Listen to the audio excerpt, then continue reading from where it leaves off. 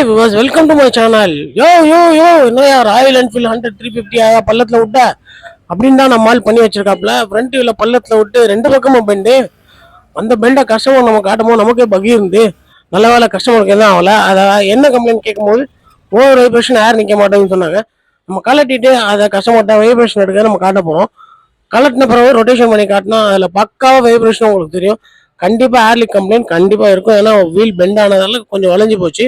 கஸ்டமர்கிட்ட ரொட்டேஷன் பண்ணுறதுல பார்த்தீங்கன்னா அந்த பெண்டு ரெண்டு பெண்டையும் கஸ்டமர்கிட்ட காட்டணும். பெண்டு ஓவர் வைப்ரேஷன் கண்டிப்பாக இருந்துச்சு.